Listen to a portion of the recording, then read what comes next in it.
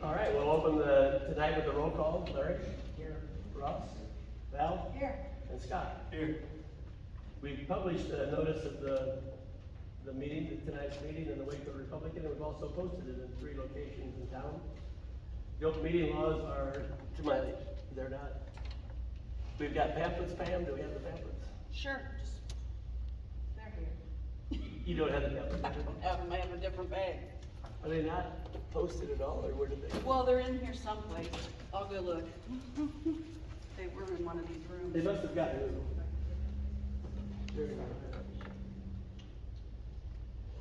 While she looks for those, can we start the meeting with the pledge of allegiance?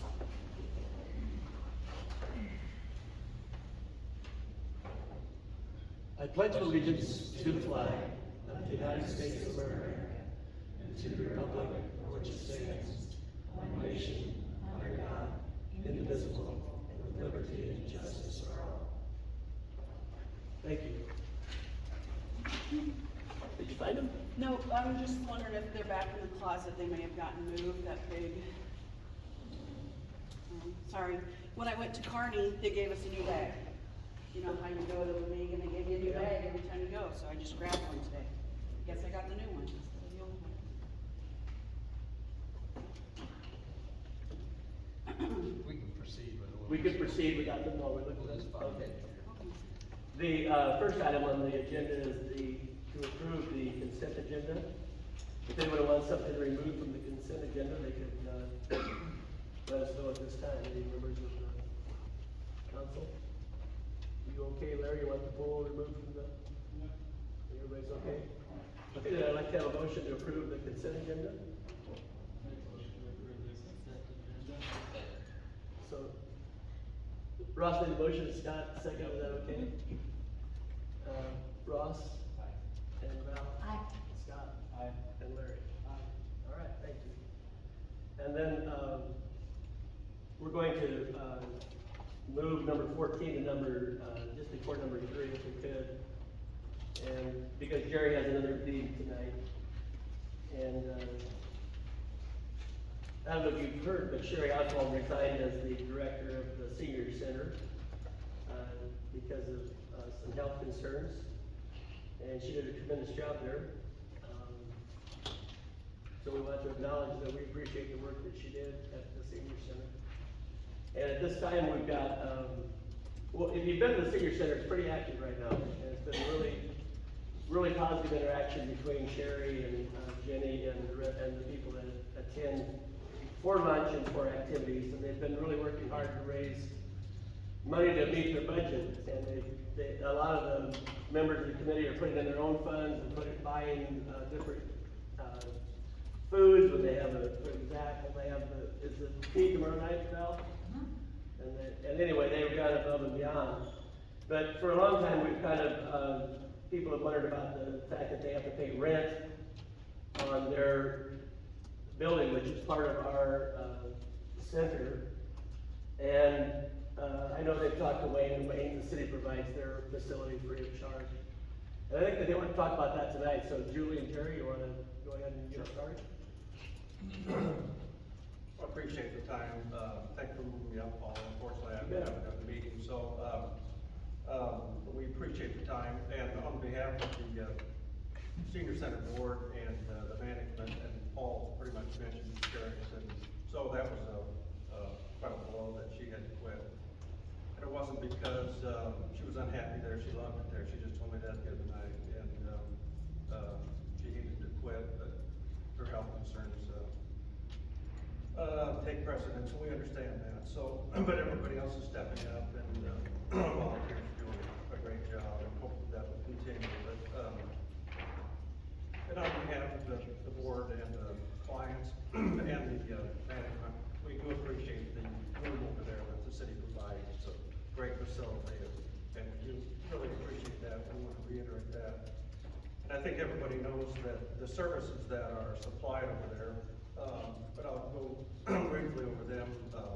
Daily meals are delivered, provide social events, they play cards, there's pool, birthday celebrations, there's the nail clinic, exercise classes, blood pressure checks, transportation to, doctor's appointments, et cetera, groceries, and, they do pay mileage or a fee to, use the van, so gas is at least reimbursed and some wear and tear on the van, so. And approximately 40 people do use the center regularly, so. And on one note, it's their social life, a lot of them, it's their family.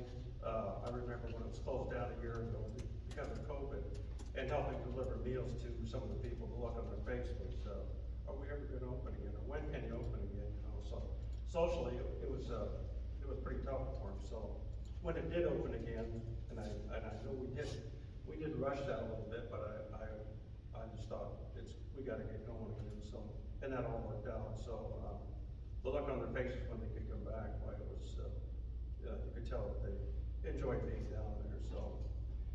And we do, like Paul mentioned, fundraise and stuff, and tomorrow's the broad feed, and probably 3 or 4 times during the year, there are fundraisers, and, it's a lot of work, and a lot of the stuff is donated.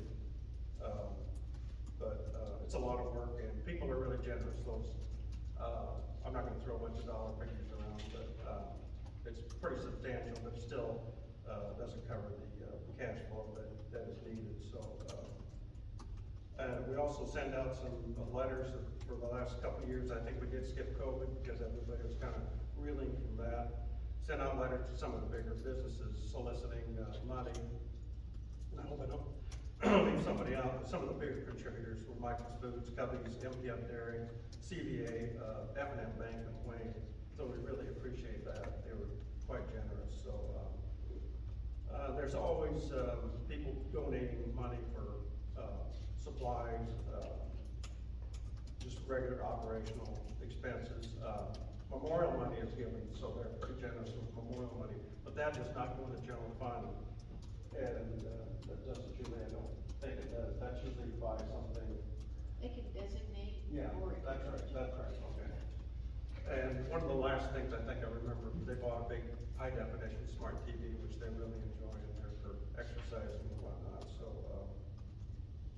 unfortunately, it runs at a deficit, and it's not in a critical state, or, you know, like it's gonna close tomorrow, or I'm not gonna give a timeline, that would be pure speculation, and so, so I guess right now, we're just asking, we've talked about it for several months as a board, that, we need to probably go to the city council and get their, some of their options, feedback, or whatever, and, it's just, not sustainable forever, so rather than wait until it's a critical state and have people say, well, why didn't you come sooner, or do something sooner, we would rather be proactive than reactive. And, Julie, do you have anything else? And by the way, Sherry would be doing this tonight, so you're stuck with me, but, she would probably be much more able to do this than I am, so. Is there anything else I'm missing, Julie? And if you have any questions, feel free to ask them, I'll try to answer them. Yeah, if you could stay there and answer questions. Yes, sure. I appreciate the senior center being there. Yes. For many reasons, it's needed in our community. Yes. So, thanks for doing what you do as volunteers. Well, it's a lot of people volunteer a lot, and donating and whatever, so, we're gonna rely on volunteers more than ever now for a while, so,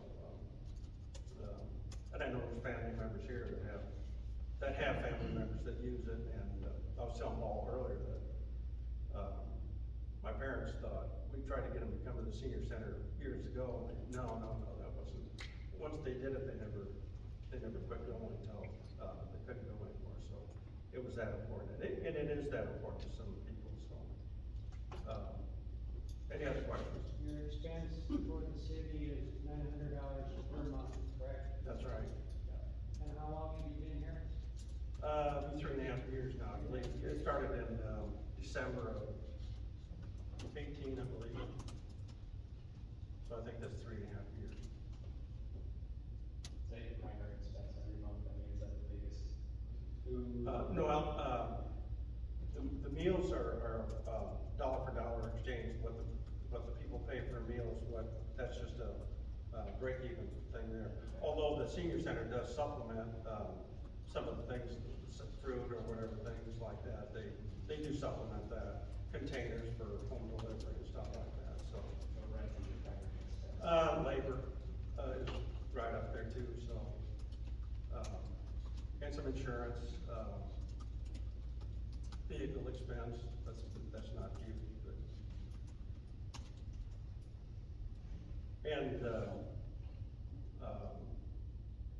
the dollars are spent conservatively over there, nobody's blowing money unnecessarily, you know, so they're always very conscious of cost and things, so. And it was always ran by the board before they did it, so. Do you have any idea ballpark wise per year what you generate just off of fundraising with the senior center? We'll divulge a few, off fundraising, let's see, I did have it here. You have a bake sale at the Wakefield Market, Oh, that's right, yeah, right, and that's where the. once or twice a year there, yeah. I thought the fundraisers were about $7,500, $8,000, something like that, so, yeah, they're pretty good, but still. A lot of effort though, you know. What's that? I expect the seniors to have a fundraiser themselves. Well, yeah, but other people from the community come to those, and they generate, or they're pretty generous with their donations, so, yeah. Other people from the community that usually don't come to the senior center, so. At this point, Jared, are you gonna try to look for somebody to?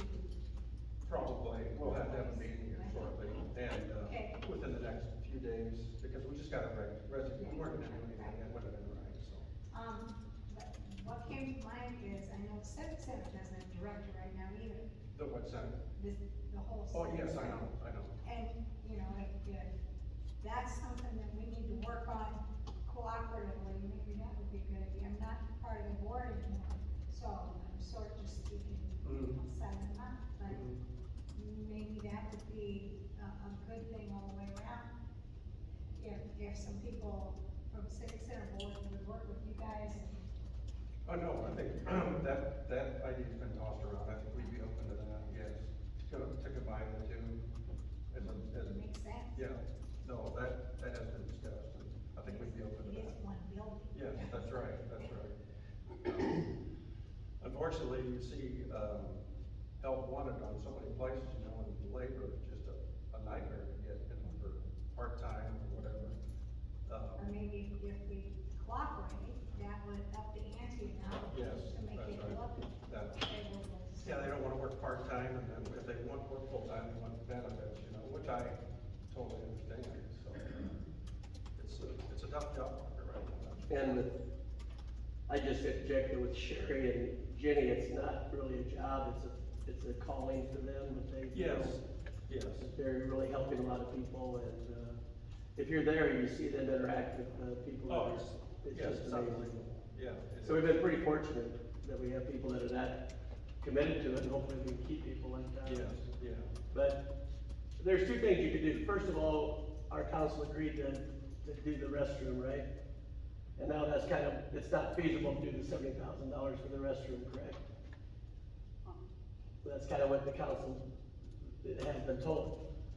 And if some communities are providing the, like a civic center type situation like Wayne does, then I would think that might be the way we want to go instead of starting our own fund, a budget for a senior center. But if you would take the $900, that's what, for 12 months, 10,600, something like that. Or like Jerry said, you even make a start towards that. But I think the way the funds are now, according to what I understand, is it's got about 6 years of funding available. Well, I don't know, I don't know. Would you about say that. 6 or? No, I wouldn't, but I'm not gonna speculate either, so that would be, Yeah, so anyway, that's where you're at. And I think if we could help them out with the rent by either giving the building, having them use the building rent-free, or having them at least start trying to cut it down. And you know, $10,000 sounds like a lot of money, but it doesn't when we spend $150 to remove grain bins, or $100,000 for parking at the football field, or $10,000 at the baseball field, or we got $50,000 budgeted this year for the pool, just extra because we knew some things were going to come up with slide repair. I think we've also got $50,000 budgeted at the pool for next year. So that, if you compare it with those types of things, and if you create a budget, the budget, in my experience, on my 14 years of experience, is the budget grows every year. If the budget doesn't grow quite a bit every year, the boards think they're not doing their job, as far as trying to improve their facility. So I would just as soon not have a special fund or budget for the senior center and give them a break on their rent. That's how I feel about it. And I think that we could do that tonight if people are willing to do that. Well, we weren't expecting a, quick, that's up to you as a council, but we weren't expecting anything. We figured it might take 2 months or whatever to decide. Well, we could decide that, but we're glad you brought it. You don't want a decision tonight, then. Well, I'm not saying that, Paul, but, it's clearly up to the council, but we just wanted to make you aware of the situation and throw out some possible, have you, the board, the city council, throw out some possible solutions. We weren't here to make any demands or anything like that you need to do this or you need to do that. That was not our intent at all, so, it was just, an informational, open up the dialogue a little bit and go from there, so. Well, I think sometimes we get so concerned about the youth and specific age groups that we kind of leave our seniors out of it. I know that the Meals on Wheels program discovered, one of the recipients who was, had a major health crisis, that they found that. That's the only interaction during COVID for some of those people was the person that delivered the meal. And I think when Steve Oswald delivers the meal, it's not just delivering the meal, there's also personal interaction there, and we have staff like that. So I think it proved to me that they're really running a good, I don't know what we would call it, service for the community, especially for the elderly. I mean, we could go on and on, but I really think that we should try to figure out a way to, and I've had this expressed to me from many people that are helping out the senior center, that they don't have the funding, they aren't gonna be able to maintain, they're afraid they're not gonna be able to maintain the senior center if they don't get some funding help some way or somehow. And we did promise Phyllis Sullivan, which was here not that long ago, that we would take care of the restroom problem, and we're not going to do that, so I would hope that we could do something for them. So, what are your thoughts? I think we need to possibly sit down and restructure, this whole facility,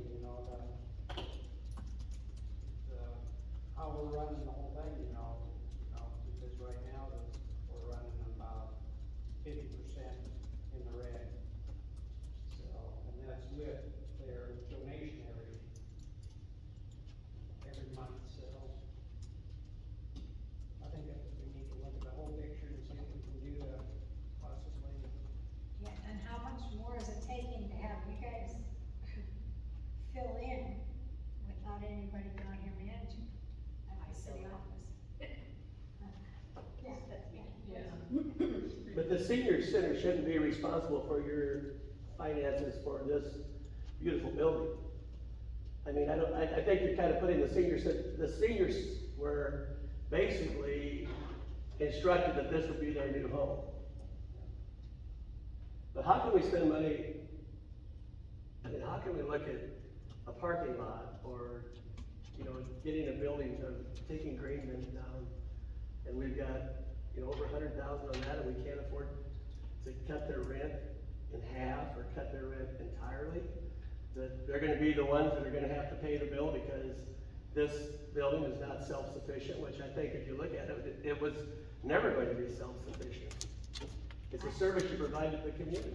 I live with a husband who said, you provide a pool for the kids, I can't believe you can't provide some place for the seniors to go. So, I agree 100%. I mean, we put up a lot of money in the last 2 years into developing the community and trying to attract people to the community. But I think this is, less than $11,000 a year to take care of our longtime residents. I mean, you guys have kept my grandma alive for how many years? That's no reason to get up. To come in here, yeah. To me, No, that's very true, Rose, yeah. I think it's a worthy investment. And, yeah, these people have contributed a lot to this community over the years, they're 80, 90 years old, but they've been hard workers, and, I think, the community owes it back to them, I agree, so. Yeah, I think we just need to restructure the whole thing and look at it differently than what we have looked at it. Where do we wanna go with it? Cause we got the budget coming up here now, this is the time to sit down and run some numbers and where do we wanna go? So I think you can hear that the council is listening to what you're saying, Yeah. and we wanna have a positive result, but we might do it during budget, because we're involved in budget now, and we haven't had a meeting of our budget committee yet, but you guys are knee deep in the budget, we need to come to your meeting then. We've got a finance committee meeting coming up, it's on that calendar there. But what about you guys are deciding the budget, you're not having any input from the elected officials? I Well, think we're you need to just- start getting some elected officials at your budget work day, is what my feeling. Anyway, thank you, Jared. Yes, thank you very much, appreciate the time, thank you. Thanks for what you do, Randy. Thank you, thank you. Tell all your staff. Okay, we'll go back to the order now, and we want to open the public hearing to consider amending the zoning regulations of the city of Wakefield to add motels and hotels as permitted principal uses and structures in the C2 general commercial districts. And I believe we've gotten, everything cleared with the Dollar General, is that true, that we're okay here to go ahead? So, at this time, I would open the public hearing. If anyone wants to speak in favor, they can speak at this time. If anyone is neutral, they can speak now. If anyone is opposed, they can speak now. And if not, we'll hold the public hearing open for a while. And we should have it open for at least, 10, 15 minutes? What'd you say, 10 minutes? And can we, and we'll also open the public hearing to consider a request to rezone the real estate at 109 and 111 East Third Street from R2 residential to C1 Central Commercial District. And that's the ground by the old water tower that was part of that, and it goes, we had a house that was removed. It goes from the alley by Nick's Wood Shop, and it goes to Winter Street, is the section we're talking about, I believe. And then a little chunk where the, water tower used to be, am I correct? There's two parcels, yeah, like, up on the map, it shows you. The big one is where the house used to be, the house property, and then the other one is back in the alley behind Lawrence's towards. Well, when we built the new water tower, we offered the old water tower to Michael's Foods. And they didn't need it or want it. So we got a record, a letter on record that they were given the opportunity to purchase that, and they declined. And so we tore it down. And, at that time, I think Larry and I were both in the council, and we kind of wanted to let it go to sell it then for, just sell it to the people that had the houses that were adjacent if they wanted it. But instead it was given to, the vote of the council was to give it to the CRA. And so that's been there several years, and the interest of the CRA in that property was to develop it for commercial, so we're simply taking a step in that direction, that could be commercial. So if someone would like to speak in favor of doing that, they can speak at this time. If anyone is neutral and would like to speak, if anyone is opposed to it and would like to address the council, they can speak at this time. And since there are no speakers, here, we'll hold that open for another 5 or 10 minutes, and we'll get back to it. We can't do that either. So now we're on, number 9, monthly committee review update. And Pam, you put that on, is that right? Well, that's what's on the calendar, streets and alleys. Yeah.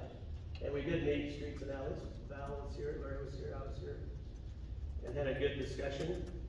Andrea Larson is the person who's works with the grants with Northeast Nebraska Economic Development. We were gonna talk to her a little bit.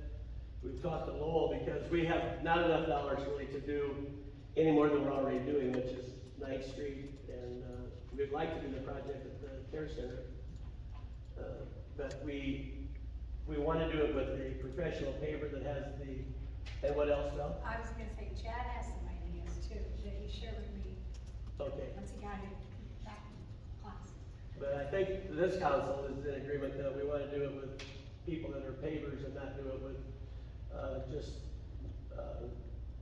contractors that are in cement business for, flat concrete work. Because the streets were put in by general contractors and not, paving contractors haven't lasted as well as the ones that were put in by the paving contractors, so. That was kind of the talk. We talked about some intersections, we talked about some alleys. We talked about the cost of the, maintenance, where that budget is usually a little bit short. So Chad, you got something else to say about that, we can sure interject it this time. I think the only thing I'd say to that is that right now it's really, really hard to, me coming into the ballgame where I came into the ballgame, getting my head wrapped around the budgets and what was allowable to spend, it's really hard to get right now any concrete contractors here in a reasonable time. And, I've gone over with two of the asphalt contractors and I'm looking at our streets, you know, daily and, writing things down daily in terms of what's gonna need attention here in the future so we can budget correctly, but, you know, getting 25 to 30 years out of an asphalt, street, to me, as I look at it and say, why are we so honed in and focused on concrete when obviously we've had concrete streets that have not even lasted that long? Right, and we were doing overlays on our asphalt, and that was, seemed to be, I mean, the streets were much better then. I don't wanna do, yeah, the second part to that would be is I wouldn't wanna do overlays, I'd wanna do a grind and then a relift and a resurface. So I'm not for overlays, just cause we need all the curb and gutter that we have in our community to deal with stormwater, so, I would be all in favor if, the council or that board would like to, you know, move forward with me getting bids for some grind and resurfacing compared to a complete tear out demo or shut down of an entire street for a month or 2 weeks at minimum.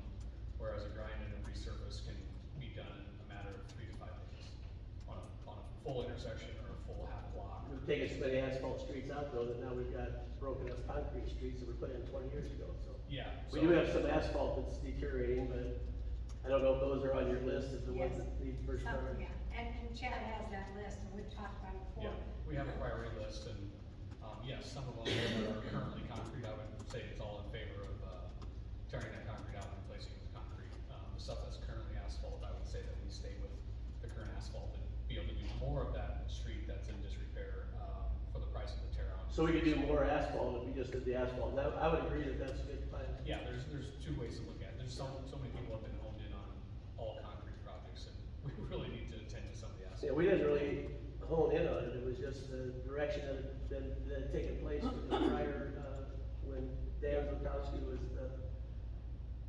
the administrator, he bought some stuff and the city workers were actually putting it in, you said you even worked with them. Yep. Yep. But it's just the fact that we can't compact it enough, I don't think the streets just don't last. Yeah, I mean, the city's never had that kind of equipment. I mean, we've rented the equipment to some extent. And, you know, you don't, like you said, you don't have a paving company, so now if we can move forward in a different direction, with the same obvious goal, move forward, then I say we do that. Especially if, you know, if we talked about some half blocks and some major intersections, that might be a great way to use the funds that we budgeted and still get some things done this year. I agree with you 100%, I just would remind you, to keep the committees involved in it, just like the finance committee needs to be involved from the get-go with the budget. The streets and alleys need to be involved with the, with what they're charged with doing, and then Pal and Larry done a really good job with that. We've got some nice streets as proof of that. So, okay, so that was the, monthly committee review report, and this month it was streets and alleys. And next month is budget again, isn't it? Or is it- Yes. And we've got time for the utility foreman report, and Mike's not here at this time, right? And so mayor's public comment period. We'll have a mayor's public comment period, then we'll vote to close the public hearings and vote on those ordinances. So if anyone would like to address the mayor or the council, this is an opportunity to do so. All right. No one wants to talk to us, that's good. And then we'll go back to, we need a motion to close the public hearing of the zoning regulations for the allowing motels and hotels permitted principal uses in C2 general commercial districts. I move we close the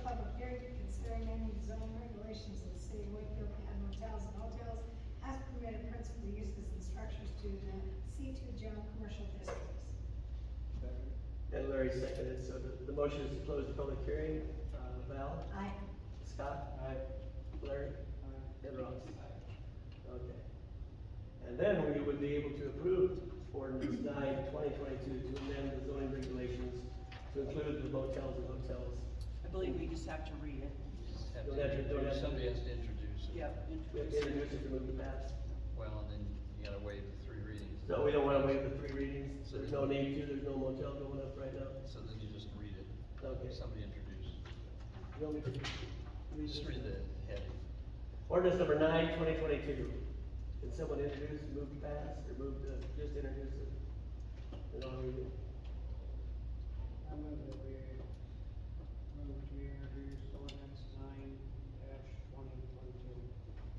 Is that all I need? I don't need a vote? An ordinance of the city of Wakefield, Nebraska to amend the zoning regulations to add motels and hotels as permitted principal uses and structures to the C2 general commercial districts within the zoning jurisdiction of the city of Wakefield, Nebraska, repealing all other ordinances in conflict therewith, providing an effective date and authorizing publication in pamphlet form. And so, that's it, and we have to wait for 3 readings. Thank you. And then we're going to, Need to close public hearing to request and to rezone the real estate at 109, 111 East Third Street from R2 residential to C1 commercial. Is there anyone that would like to speak on that topic? Like, do you have something that's going in there right away, or do you have any plans for anything going in there? No one knows that there's anything that's planned. We do have a potential project that is putting together a plan for that area, yes. Someone's putting a commercial building there? That's part of the plan, yep. Okay. So there you The go. whole thing. They buy the whole thing, yep. So we need a motion to close the public hearing. Make a motion to close the public hearing on request for zone real estate on 109 and 111 East Third Streets. Second. Okay, Scott? Aye. Larry? Ross? And Val? Aye.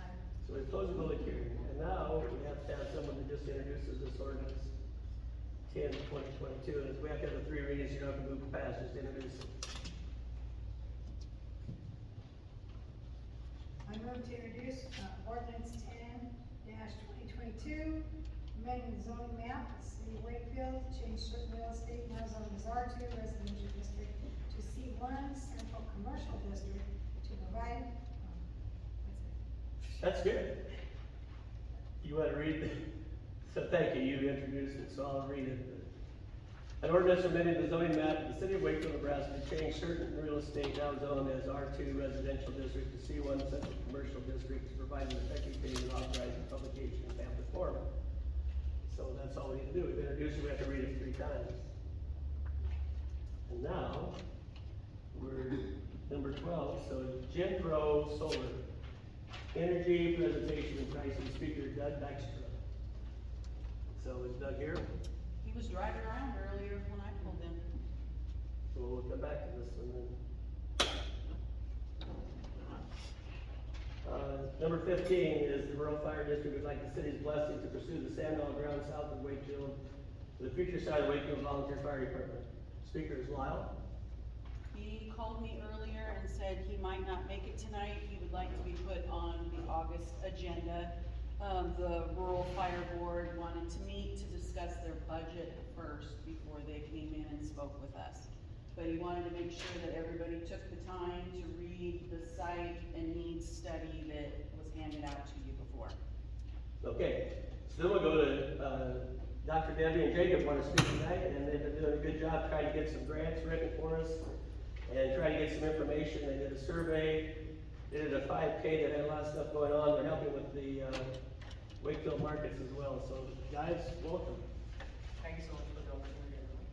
So, I would like to provide an update to you all on the things that I've been doing for the last 6 weeks. So, I would like to start with the study that I've been doing.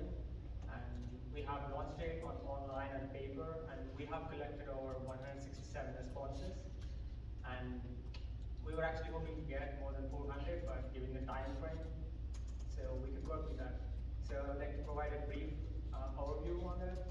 So I was actually trying to measure our main response of interest was to have a good look at the event participation in the next coming street market and also some of the activities. So what I found, a brief conclusion was that the participation was having a significant relationship with the household family income and the expenditure and the frequency of grocery shopping, and basically we could actually predict the probability of a person in the city of Wakefield that he could attend the street market in the next coming 21st of July. So data analysis is going on and it would be finished by the end of the next week. So I'm planning to hold a public meeting for the entire city of Wakefield, for the businesses, so that we could work on the priorities and improvement plans and so far using the study results. So we have collected the basic data on demographics and also their opinions based on housing, their healthcare access, and their expenditure and the grocery store, basically their needs, so that we could try to gauge our focus. So maybe work on the plans for the improvement in the future. So that's a brief update for the study. So coming to my next activity, which is we have street market, Wakefield street market coming up on July 21st. So basically we are in the process of recruiting the vendors. So I've gotten in touch with the Wayne Farmers Market and some restaurants, basically some of the businesses in Wayne and surrounding areas. So our goal is to get more than 30 vendors in here and just promote it to an extent to have at least 400 attendees at the event. So that is to boost the local economy and attract some more customers. So that's for the street market. So my next activity is I am trying to work in a business model in order to increase the access for fruits, vegetables, and dairy, which is our current need for the public. I've done for more than 150 interviews for the population, and I keep hearing about the grocery store, which is a really big deal right now. So my goal is to use the existing businesses instead of attracting investment for now, and work with something that we have right now. And so I was trying to think about collaborating with the Oak Street Market per se, in order to increase just help him get the stuff, fruits and vegetables for now, so people could get used to it instead of spending money on the gas to go to Wayne or Sioux City. If they could get used to the habit of buying it in our town, maybe it becomes a habit. So in the future, when we actually get the investment, that'll be good. So I'm also working on creating some modules for the health education and promotion. So as a matter of fact, obesity, it is the current epidemic of the entire United States. It has been tripling over the last 3 decades, and whatever public health system or healthcare system doing in the entire United States, it's not working. So my goal is to just provide some education for the kids, seniors, and adults, and try to suggest and recommend some interventions so that they could form a habit and modify their behavior. So lastly, for the website, for the Wakefield website, my goal is to create some brand promotional materials in order to promote it on a scale using the social media and online, in the hopes of attracting some more and just increasing the visibility for the Wakefield. So I have some more coming up, and yeah, this is like a brief update. So Thank you very much. Appreciate it. So I have been working on 5K, as you all know. Thank you for letting me use the street. Went from the community school to the park to the trail to the golf course. They went very well. Financially, we made $670 in profit, and we'll be taking some of that profit to set aside for next year's race so we can hold it again. We had 34 participants from all over, as far as Wisconsin and Omaha, as well as just a few people in town, but a lot of them came from out of town, so that was really good. So that's the 5K, and then I've also been working on grant writing, so that's something new that I've started. I've been mainly seeing grants that can be used for Greatest Park, and working on maintaining Greatest Park. There's been a few for community development as well, majority are matching grants, so we provide with 50% reimbursement, as long as it's paid in full, and whatever sponsor, whatever grant, we reimburse 50% of it. I've also been working on business information updates, so I've been going to each business in Wakefield. I've reached to about 20 so far. I'm just collecting basic information to update that on Google and make sure that they're actually on Google. That also ties into the website, which I've been making a business registry. So I've been using the information I've been collecting in town and then transferring that onto a website builder to update information and business listing. Is there any questions with that? So the website that you're doing, it's connecting to the city's website then? Yes. No.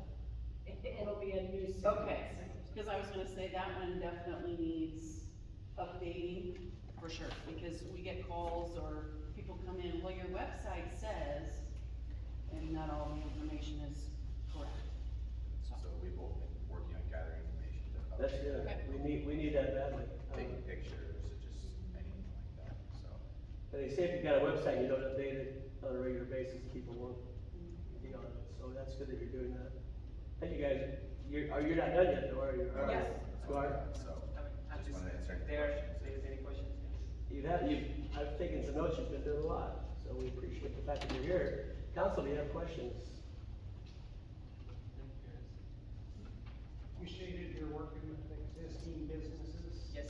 Good, good.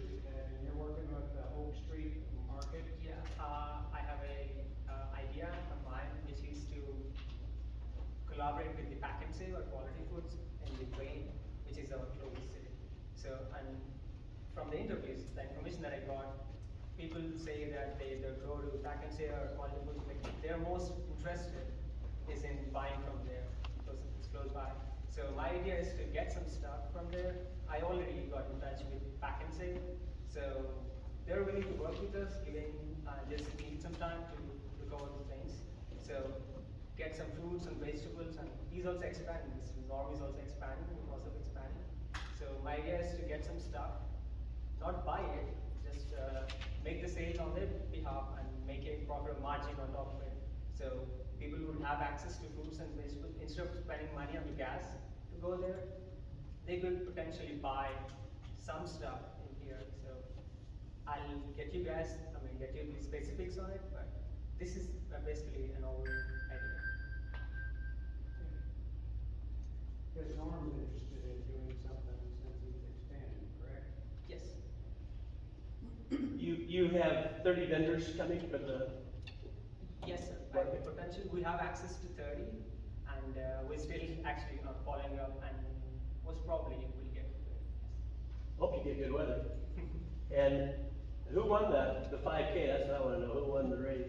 Sit right here.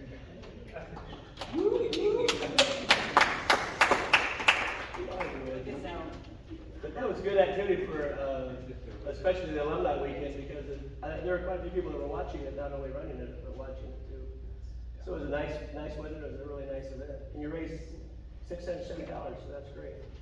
And we appreciate the help you're gonna give us, if we can write some grants and get the grants, our goal is to try to get it dollar value per dollar spent, and if we can get the grants, that would add greatly to the dollars that we're able to spend, and we would get a really good value from that. So we appreciate you guys being here, and I don't know if it's good or bad, but I'll have more time to work with you, so I'm looking forward to that. Thanks you guys for being here tonight. Thank you. Thank you so much. And now I think we should skip back to Jim Crow Solar, because Doug's here, right? Welcome, Doug.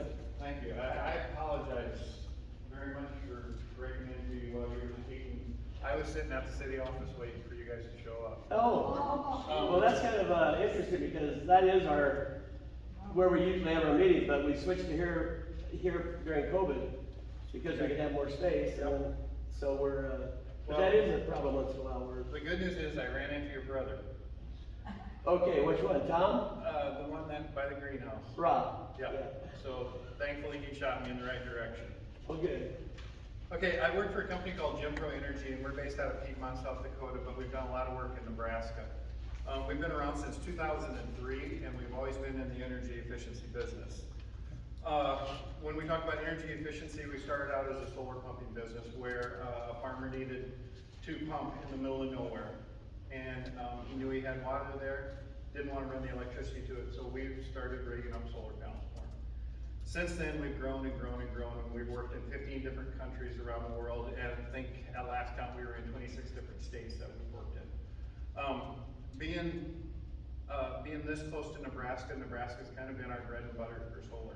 I'll be honest with you, you guys have different laws that work better for us in the solar industry. I think I counted in 2020, it was either 2020 that we had put 30,000 solar panels in Nebraska alone in just that year. One of my towns that I worked with was the village of Hemingford, and we did 10% of their power into all solar, and so that was 4,000 panels that were out there. But what got us talking, what got Chad and I talking, and your mayor talking one time, because we ran into each other at the ball field. That's right. Yeah, was a wastewater treatment facility as well. And in a roundabout way, we stopped and talked to Chad, and we also did something where we looked at your main street as far as like solar street lighting. If you'll allow us at our next meeting, we'll expand on that a little bit more. I have a little bit of information with you tonight on it, but we'll expand on that quite a bit more at our next meeting. So we've as a company, we are into different things. Generation, energy efficiency by way of LED lighting, the solar. With the solar, we do residential solar, commercial solar, and community type solar. Last year alone, we were in 15 different states doing the solar because other companies couldn't get there with COVID, and we could. Some of our companies that we've worked with are Cabela's, Johnson Johnson, Taco John's, and Ellsworth Air Force Base. So if you go to Ellsworth Air Force Base, look around there, we've changed every single light bulb on there and also installed any of the solar that they've had there. Actually, the lighting was an 8-year contract where we had 4 guys out there every day. I'm saying that wrong. We had 4 guys out there every day over about an 8-year period. It took us a long time, but there was a lot of light bulbs, and now they're going through and it's the government, they're pulling some of the buildings out, and we start all over again. So, like I said, a couple of things that we have talked about is the street lighting, the street lighting throughout the main street. I got a few things I'm going to hand out and show you here in a minute. I really didn't know for sure how many you had on your console, so I might be short. Next month, our guy out of Omaha will come down and do a very nice presentation for you on this as well. Okay, so the street lighting is Fonroche lighting. Okay.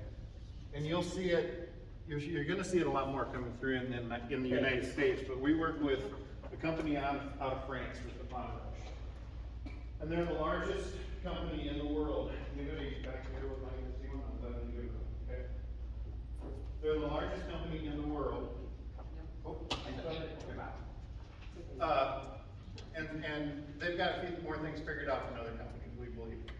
They use a nickel battery in their stuff, and by using that, it doesn't have it can handle the bigger temperatures that we have out here in the Midwest.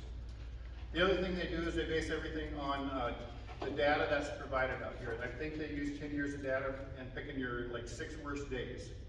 But it's a solar panel that's up there. Right underneath that solar panel is a battery and the light. And so the battery and the light, everything is up top there. It'll say a 5-year warranty on it, but actually the different components have more of a warranty. A solar panel will have a 25-year warranty on it. If the function of it goes bad in 15 years, that'll be covered. The battery itself in there will have like a 10-year warranty on it. And like I said, those are very easy to change out. You can slip them in, slip them out. It just takes a little bit of maintenance. They are a smartphone type battery or type lighting system. You could adjust them with your phones if you wanted to. Some cities are actually doing that. The way they're designed, they will be bright up until midnight. They'll drop down to like 50% of their power or 30% of their power for the next 3 to 5 hours after that. And then wherever you want it in the morning, if you want it at 5 a.m. to light up again, it'll do that. And so that can be just programmed into these. So it's an awesome way of utilizing the sun to power your facilities, or to power your streetlights. Okay, so we did have a little preliminary work done on your project for the streetlights.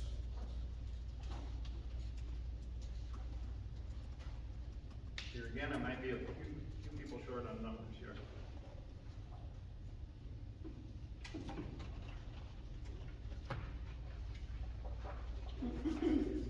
Chad, I'm gonna leave the folder, complete folder with you.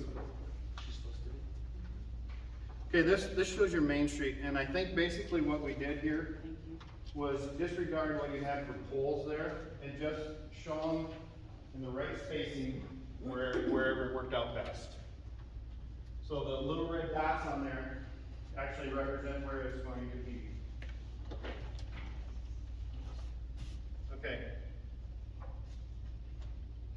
And the next one, and you'll see it better next month, it's going to show what it looks like lit up at night.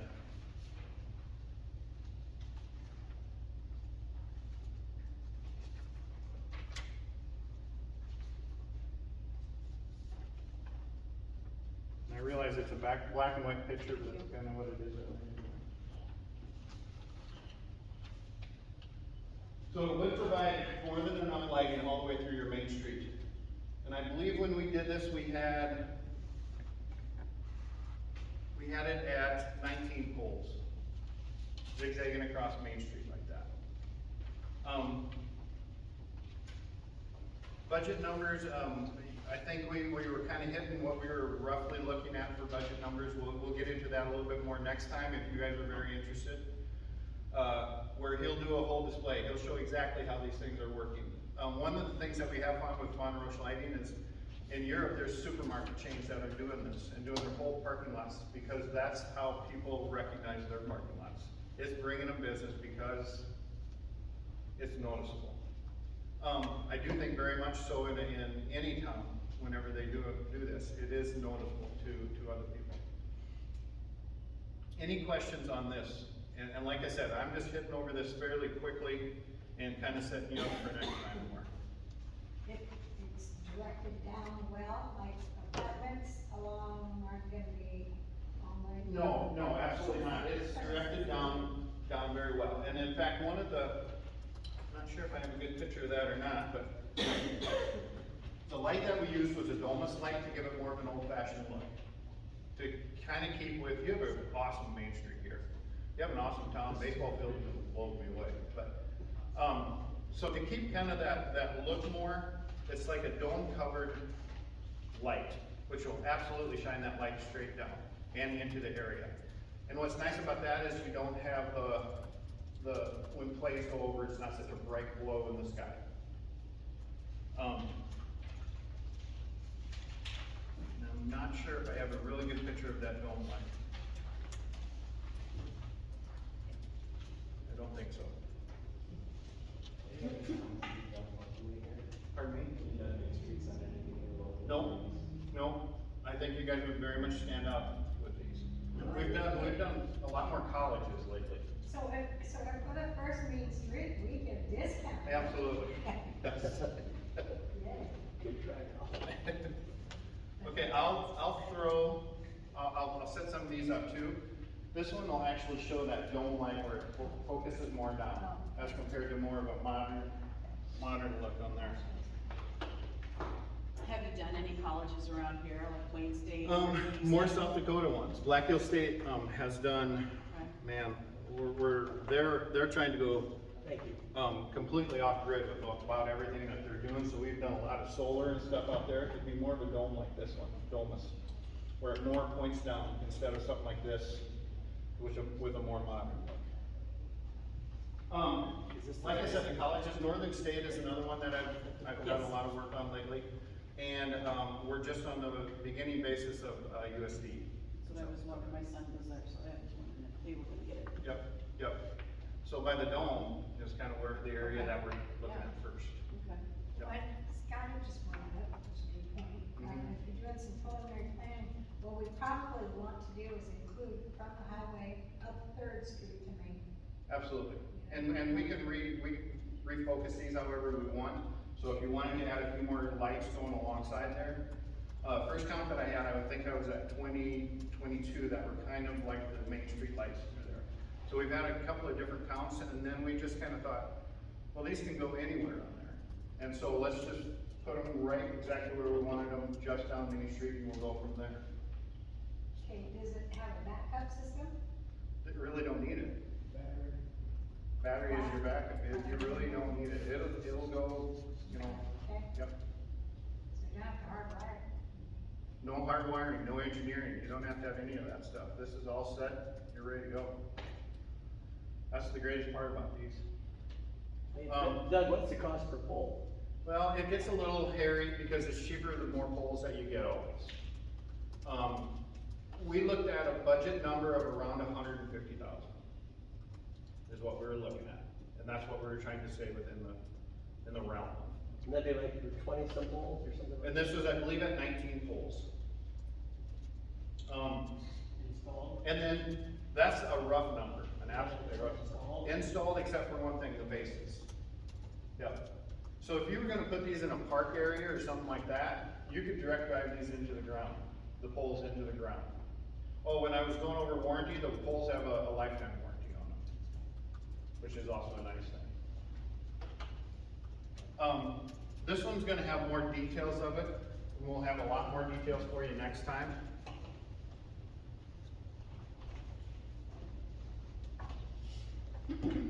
What's the height of a pole? We can arrange them however you want. So like on a walkway path or a bike path, they keep them more at like a 12-foot area. The other poles, we go up to 25. I think these were rated at 25. If I'm not wrong. What do we have on Main Street now? I believe 25. 25? I think so.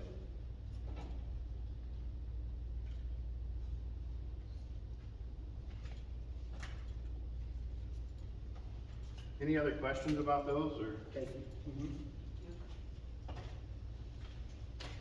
The other thing that we did talk about was a new and upcoming wastewater treatment facility. And that's also one of the projects that we did in Atkinson. Okay.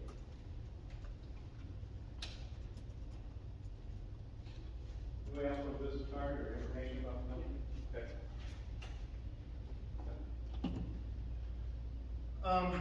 So Atkinson they built new wastewater treatment facility in 2014. And I think it was 2018, they wanted to know if they could run it off solar. They had a dump site right in front of the wastewater treatment facility, and it was the first in the world actually that we've ever done where we drilled screws into the ground, and that's what holds up the whole solar system. The solar system out there is a tracker, and so it'll get 30% more usage out of it, or performance out of it by tracking the sun all day long. So east to west, it's gonna follow the sun and keep moving along. It was about, I'm gonna say around a $400,000 project. It overproduces most months, except for a few of them in the wintertime. They're very happy with it. They're under NPPD, which is different than you guys. I'm going to give you, or show you just these papers, and I'm not sure if it's legal or anything like that. This is their financial part of it, with having solar and without having solar. Thank you.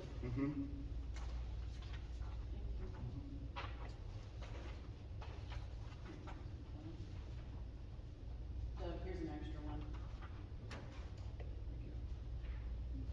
So you'll see on there that, the first year they were paying in about $8,000. The next the next year after that, it was a little bit tainted. Where they came into $9,400 to the good side. I think, it'll be a little bit more realistic, the numbers coming in 2022. But they're still gonna get above what they should get. So with MPPD and with Nebraska, you can have net metering. So you can overproduce, and you can get paid back for that extra electricity. You got something in South Dakota, we don't have that. There's 2 states in the United States that doesn't have it, and South Dakota is one of them. So that's what makes it a better atmosphere for Nebraska with these kind of things. Chad and I had talked one of those days that we had met, and we were talking about how actually it was funded. And how it was funded was, it went through the Department of Energy here in Nebraska, and they backed the loan for a lower interest rate for the city. And so they could use their local bank to finance it, and they can make their payments to the local bank, but it got backed by the state for a lower interest rate that way. And then the bank would go along with it. And I do have a little information for you on that one, unless I put it in that packet already.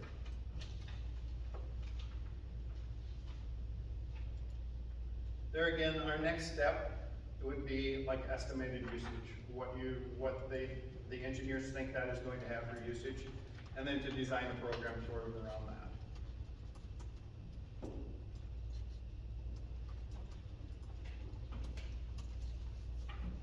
Any questions on that one? How long of a process is it then from the time that you estimate the usage, design a program, get the okay, and we get financing, let's say, and then installation? Well, I guess my question would be, how soon is your facility ready to roll? You know, for us, that whole project took a total of, well, from design to finish, probably about 8 months to 9 months.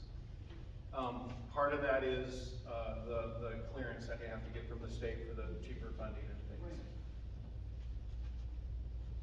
Is that on the building, or is it separate from the building? Separate from the building, yeah, and it took up about, I was trying to think today if we took up 4 acres or not, I wanna think we did. A megawatt usually uses up about 7 acres, and this was 180 kW. But there was fencing that had to go around it as well. They also had a little bit of extra land, because they had talked about doing community solar along with it. And that's just something that hasn't happened, or hasn't happened there. Chad, is this where you're talking about using some of the right of way from the? It would really be what's left of the area. Of our area that we bought. Of the area that's been. And that's not purchased. 4 acres. I don't believe that it would completely, but I don't think that It's about 3. our need's not the size of what Atkinson. I would. So, It we have to really get those comes down to- numbers to know how much area we would need, I think. So we go around the parts of the building? Well, yeah, out now a lot. I mean, when you go out there and look for a stake, there's some obvious ground that's available out there, but, if that suffices it, that'll be the big question. Okay. Whether you have a following system, or you have just a Right. set standard system, or. I would imagine even as time goes by, that they're cutting down the usage of these all the time. Yeah. Well, it's like your Copart said, I mean, they continually improve the panels, even the financing or the grant writing for it, you guys get involved with that, and stuff like that, so that's helped that, we'll have to cross that bridge if we go that route. Right. So the city of Atkinson also did, several of these, the Fawn Roche lighting. And what they did was they put them in 15 different locations for emergency lighting. So it's near their hospital, near their nursing home, near their fire station. They just picked out different ones like that, and they did get grant money available for that. That grant money kinda came in after the fact, and so we sat on the lights for about a year. But they did get some funding for it, and so that is also an option with these kind of things.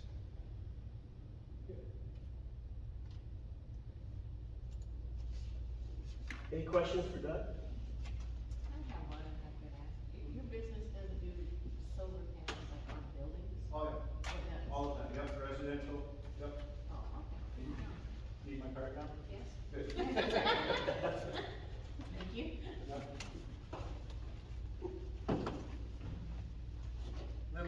we'll have to talk about is your baseball field. Let's put LED lighting out there. I would love to say I was affiliated with the baseball field. That's gotta be one of the nicest in the state. Thank you. We don't have LED lighting yet. No, that's why, it would be really good out there. Anything else, Doug? No, are we okay showing you a better version of it at the next meeting to show you the downtown street lighting?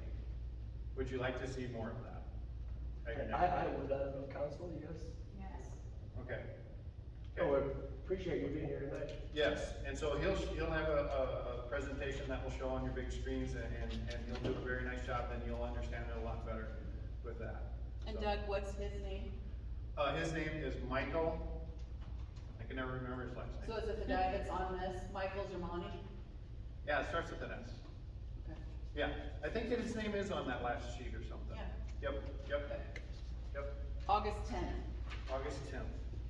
Here? Yep. I could be here. Sorry about that. No, that is fine. If there are no more questions for me, I probably will take off. I have to go to Brookings yet tonight. Yeah, thank you very much. Have a Yeah, safe trip. thank you guys for your time.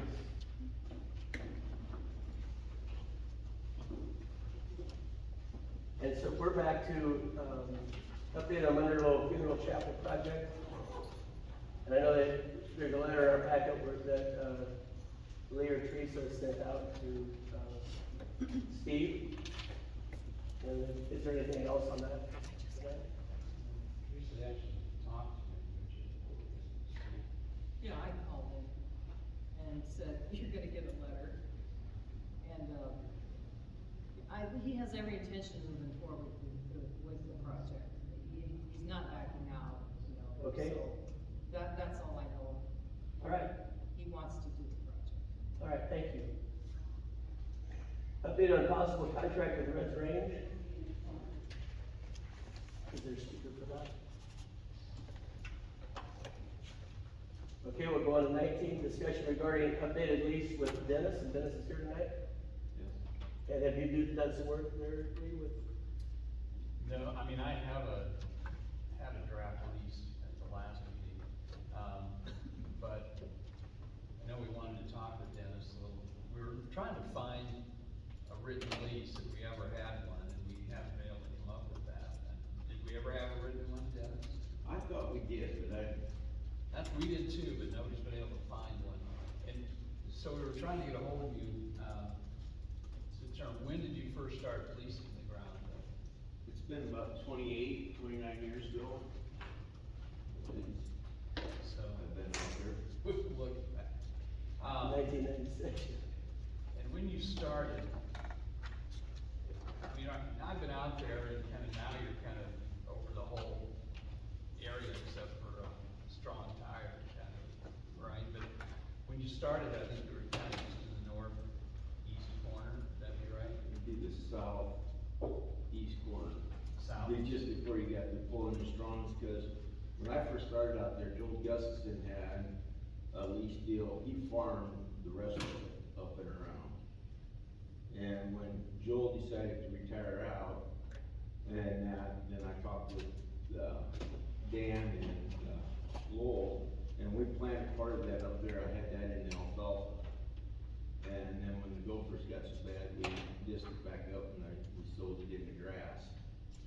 And then, what was it, about 10 years later or whatever, then, I didn't realize that they were had any discussion on it.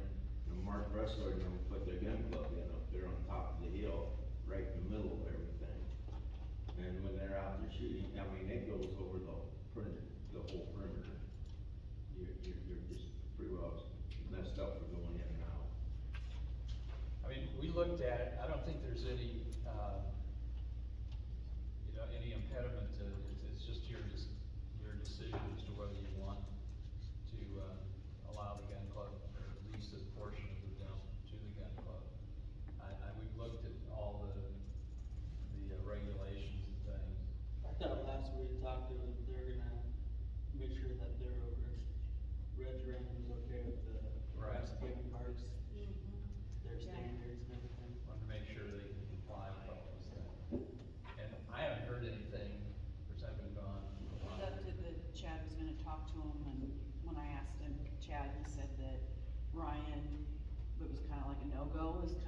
took it? Well, Ryan's point on it is that it just like needs to be voted on whether it's gonna be a coexisting situation or just a, lease with Dennis or, and if, I'm not speaking for Dennis, but if it was a lease with Red's Range, if Dennis would be staying there or not. So, where he kinda sat with it was, if there was to be a vote on it, then that way, the decision can be made on their behalf on what they're gonna be doing. So, I don't wanna speak for him too much on that end. But he was okay with going through the game and parks, the NRA, all the, getting the book, doing Yeah. all that? Yep.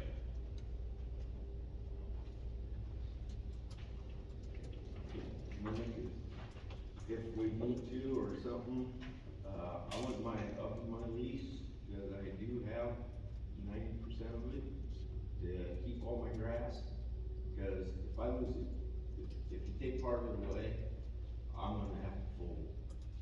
It's, cause there ain't enough grass, cause once you graze it, it's done. You can't go back, cause it's sand, it dries out too much. If you go out there right now, the parts I've already grazed, it's brown. I mean, it'll come back, but I don't overgraze it. I graze it once, I'm done. Cause I don't wanna lose it. I've seen what it does out there, cause you overgraze it, it becomes full sand. I mean, it just don't come back, and you have a weed problem until you get it reestablished. And where my trailer's sitting down that driveway, that used to be their entrance, where they used to drive up to the gun club. That is now starting to get grass come back into it. There for a while, it was all weeds. And it's just now starting to get grass coming back in. And that would be fine if you guys would like to help my lease. I'd more than well appreciate it, but I'm at your guys' mercy, you know, on what you guys decide to do. If you'd like to see a gun club in, I understand.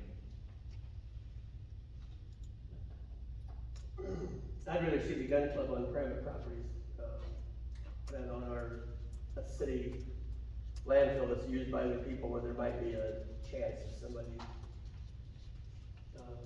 being injured there. And I think if Dennis has leased it for this long, we could lease it to Dennis, if he's willing to pay more. Is that what you wanted? Maybe you and Lee could get together and figure out what the lease could be then, or you and Teresa. That'd be all right? That'd be fine with me.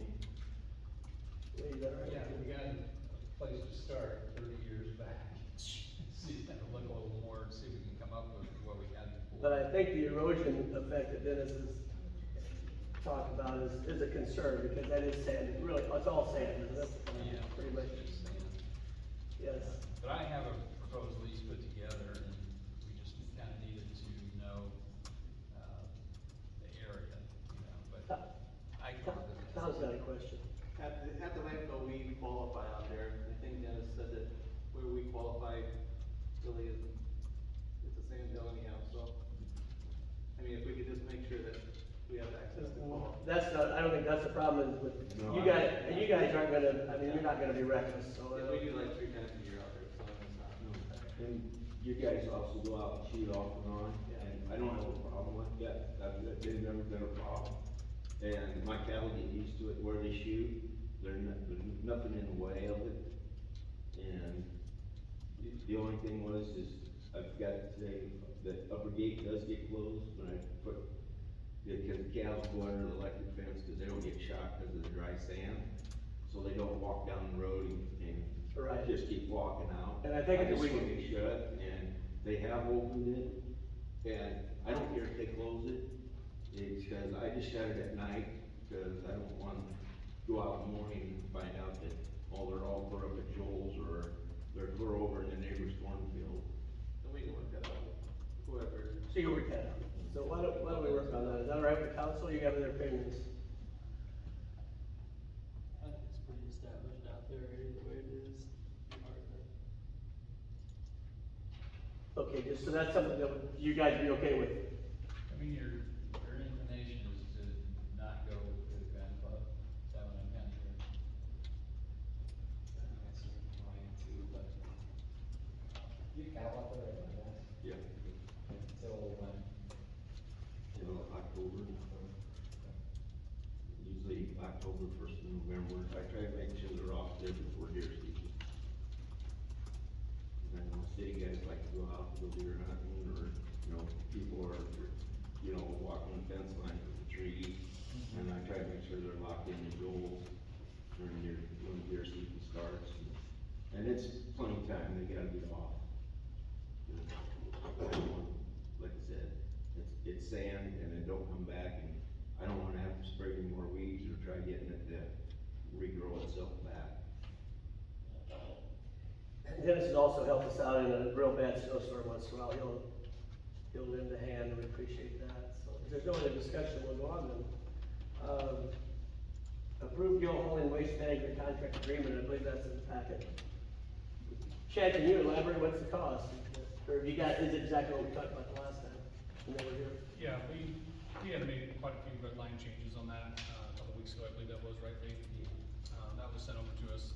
We have since sent that over to, Waste Connections. The rates are exactly what they gave us for the rate increases, you know, $15 per home on the 95s and $12 for the 35s, $2 for the recycle tote, and for each additional is $3.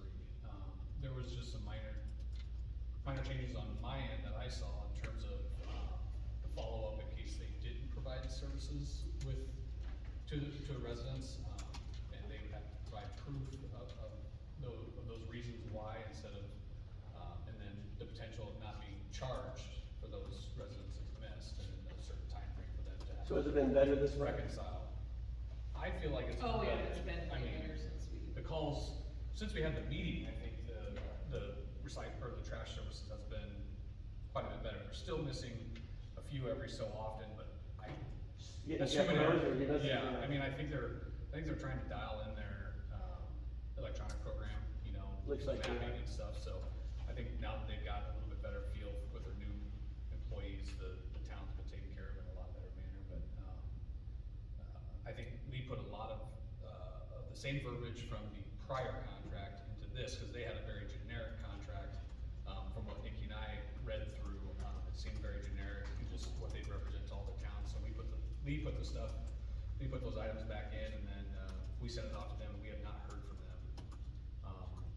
I think that this should be, you know, I think that I should reach out to them and give them time to review it, and we should vote on it.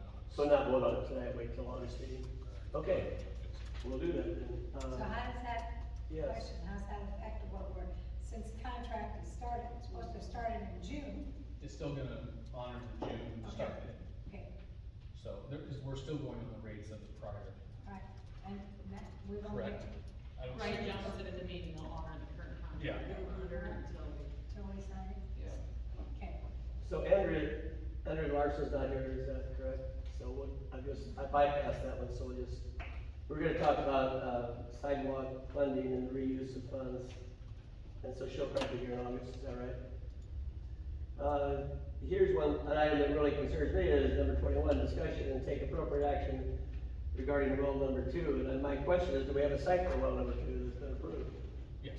We That- do. That email was sent out, yeah. You were on the email, but, they did just give us that like a week and a half ago. I think that's when that email was sent out. They came back with a letter approving, the site that we visited, that you were there. Yes. Olson did their job and submitted the information that they needed to submit to get that site approved. So we now got that site. That site is approved, so then Good. they give a cost fixed to what the repair of Olson did not, but, the well company did, and they gave a cost associated to the repair of the existing well and the well house that it sits in, and then a external, submersible pump, but still using the well house number 2 as the readouts and things like that for the maintenance go, so. So is that Sergeant well? really? Yeah, Sergeant provided that. And, so have you got it all figured out then? Well, I mean, it's as figured out as what we can go, now we're seeing if we can get it wrapped up into funding. That call was also brought to my attention on, Monday from Matt Olson, at Olson, and he said that right now, the funding is at the state level, and they need to have until the end of July, first part of August is where they'll, decide where and how much of the funding is going to what communities for allocations on wells and water treatment types. So we still haven't got our funding, just that we decided? Definitely not for well number 2, I mean, if we're talking specifically about well 2. But if we're talking about the water, the water treatment plant, we still. That's not all. But we'll find out here in the next month. On well number 2, we'll find out about that. Okay. So there's nothing else, nothing to really, discuss other than that, is that right? There's no vote. Did we have a cost, cause I didn't see anything, was there an estimate for cost on the repair? Only on the repair of the well number 2 existing, and then we have a approximate estimate in writing of what the submersible cost would be for a whole new well that would pump up to 400 gallons. But we would need a formal bid from them and a few others in order to make a decision, but, don't wanna move forward with any of that until I know kind of where the funding is how it's gonna be allocated, or if it's gonna be allocated in that regards. So, worst case scenario is that we have to make a decision on whether we repair it or not with the existing estimate that we have. Okay, that's good. And then, item number 23, we already kind of talked about this and approved, basically, in a verbal agreement that this is probably gonna be a good deal. Approved, but we couldn't do it legally because we just hadn't got it on the agenda. And Lee was gone to Montana, sniper school, sniper qualifying, or whatever it was. And so tonight we want to talk again and hopefully approve the purchase of a lease of an excavator from Siouxland Bobcat. Is that right? Was there anything else on there besides the? What, do we have any paperwork on it? I didn't know if you're leasing or purchasing, that's one decision you have to make. Oh, sure, I see it says purchase or lease. If you're gonna lease it, you're gonna lease it. So I don't know. The last time we talked about leasing it for.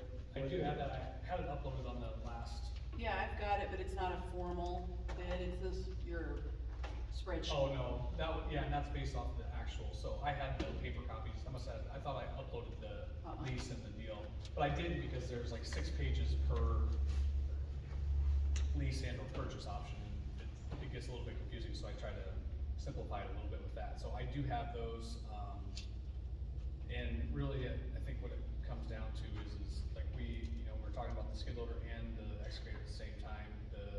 I have no problem with this waiting because we're supposed to know on the 18th if the care center is going to buy out and purchase outright the existing skid loader that we have. So I don't have any problem with it waiting until we find out from them. And Tracy just let me know that, end of last week. Okay, so we'll just wait on that until August? Can I ask one question? Sure. Are you looking at leasing or buying? I would look to buy both pieces of equipment. An excavator and a Bobcat, Yeah, because we would use the funds from if they buy the skid loader, then we would use the funds from that for the new one, just like they would give us for trade. Sure. So, and that's what was presented to, the care center with what number was represented as what we were gonna get on trade. I thought that was the only fair thing to do is represent that. And number 24 is to approve AMGL as the city's auditor. They sent us some paperwork at the end of last month, just a formality, saying that yes, that we're gonna go with them, and what their responsibilities are, what our responsibilities are, that they'll provide us with the service of the audit and all of that. But as I looked through that, it didn't have a price, did it? $160 per hour. I didn't find that, That's right $160 there. an hour? Yeah, right. Yep. Does that include when he talks to us at the? Probably. Yeah. So do we want to approve AMGL as the city's auditor? I make a motion to approve AMGL as the city's auditor. Second. Larry? Aye. Ross? Val? Aye. And Scott? Okay, update on 2022-2023 budget matters, including LD 644. And it's just Chad? No, I don't think so. Chad wants to speak about it, but I have sent out some information, and then there's some attached information, about this new legislative bill, the Property Tax Request Act, that has changed some dates and things for our budget for this year. Basically stating that we're gonna have to start sooner and submit things a little bit sooner. If our budget that we are talking about is over the allowable growth percentage, then we'll have to take part in a joint hearing through the county. And there's certain dates for that, we don't get to pick those dates. What are the dates? September 17th through the 28th. So by September 5th, the deadline for subdivisions to provide their tax requests to the county clerk. Then September 10th, the county clerk has to provide information to the assessor. And then between the 17th and the 28th, there'll be a joint public hearing at the courthouse. And someone from the city would have to go to the hearing and present our budget and discuss why we need more money, because we've gone over the allowable growth percentage. 2%. Yeah, and that doesn't mean 2% over the entire budget, it's 2%. Are we gonna be 2% over? If we go to the county, we're gonna say Tom Decker's responsible. My thoughts too. He'll be there too. He's got more pull than I do. So, Okay, that's good to know. just want you guys to know, which means that we're gonna probably have to have our budget hearing at a different time, and it'll probably be closer to September 30th, before it was September 20th. Now we have to have it submitted by September 30th, but we have to wait and see what the county says at the public joint hearing. Okay, we'll get that done. We'll get her done. Okay, 26, discuss and approve sponsorship of Nebraska News Channel's Your Town segment Y on Wakefield. I think we put the flyer on Spark, so I don't think anyone had time to look at it, Newsnet. Nebraska News Channel, are looking at doing, basically commercial spots for communities. I didn't do it, but she said if you scan that little thing, I don't know what you call that thing. How many dollars is it? QR code. Barcode, you can see what they did for the community of Neely. But basically, doing some interviews with someone from the community, basically making like a commercial, about what we have to offer people. So what is the cost for 6 presenting sponsors? There's two one was $275, and the other one was $450. So you need 6 at 450 or? Just, no, I don't think so. One at 450 and One. then 6 at the 275. So you need 1 sponsor at 450 and 6 at 275. And do we know if they have any others? Yes, they do. I just talked to Lacey yesterday. Lazy Acres, Pat Lunn's. I'm not sure who else. I gave her some other names too, so. She was out walking around town last week, a couple weeks ago. So this is on our agenda because this is something you think we should think about doing or what? Yes. Has the community club been asked to participate? We just got this last week, so they I- haven't even had a community club meeting, and if they did, she would have stopped in and talked to Adam, I'm sure. This is the 13th of July. You gotta know by the 15th of July? Obviously, it's a commercial about our community and what we can offer people that are looking to come here, so I feel like the city should obviously be a sponsor for that.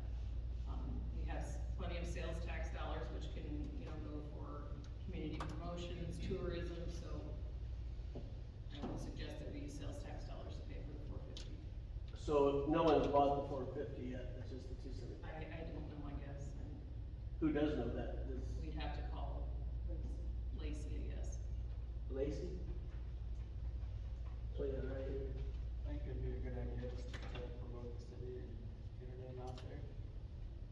I just watched the Neely one, it's a really good little clip, I mean, we have a lot of things to showcase in terms of our park and pool and school and all the projects that we got going on right now. I think it's just a really good time to showcase, you know, everything that you guys have worked for prior to me coming here, and then everything that's coming down the slope, you know, in the future too. So, we have an awesome downtown, and, you know, I feel like talking with everybody in town, that'd be a cool project to have or be displayed, so that's my. Can we commit sales tax dollars without a committee approving? No. Well, we can. But I would, I would like to see sales tax get involved. you haven't got time for this year, we won't be able to do it next year, because we'll be over that 2%. We won't have to go to the meeting and meet with Tom and all those guys. How many would like to do this in sponsor the 450, just, I would. okay. I think it's a great idea, even the committee. But I guess I'm a little confused, title sponsor, and then you need 6 presenting sponsors as well? Correct. And those would be individual businesses in town? Yep. You're looking for? Okay. Yes. And the commercial would be for the business or for the? No, it's for the community. So they'll do drone footage, I mean, I assume they'll interview the mayor, business Oh, gosh, owners, I don't want to. you know. You can tell all your stories, You Paul. only get 15 seconds. Yeah. 15 seconds, I just Gave missed you up it. the whole segment. I wouldn't be able to remember the name. Well, I already told her no live interviews with the mayor, we will do an interview, because it'll go on forever. Yeah, it's very professionally done, and then we can use it, we can put it on our website. You know, it's on a YouTube channel, so you can share it easily. I think it probably would be good for our community, I kind of agree with you, but I don't know what fund to take it out of, because, I don't think we could find a place for, Well, you certainly can take it out of the general fund, but I mean, sales tax has $640,000 in it, I think we. Wouldn't this, I feel like this would be perfect for sales. It is, it's directly, you know, community promotions. Yeah. Every bit of money, every dollar that you spend on this advertisement, you'll make it back easily in that aspect of the money spent generated from the business. Larry, what do you think? If I would go for it, sales tax, not out of the general fund. So can we have a motion to that effect? We've got And a- then we're buying the big one, for Sponsorship. Yeah. I make a motion Title to sponsor. approve the sponsorship for the Nebraska News Channel with a large sponsorship of $450. Title sponsor, using the sales tax funds.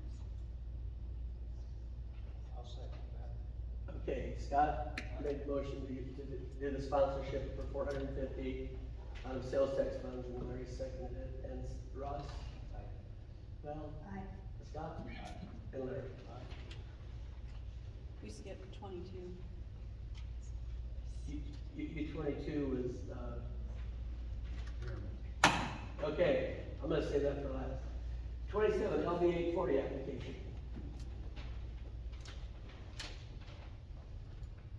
Everyone got the I'm application? sorry, what one are we on? LB 840 application. That information was in Spark, basically had a grant application from Crown. It's called Crown, I guess, it's a program through Covenant Church, for daycare type activity and recreational activities. Throughout the summer, they're asking for a $5,000 grant. The project review committee, did review the application, with a two no vote and 1 yes vote. So the application, was denied. Okay. So we don't have to take any action on that then? You do not. Okay, thank you. And then we'll go back to Brad Dearmer, and then we'll have Chad's report, and then we'll have, claims and adjourn. I talked to Brad today for about an hour and a half. I did.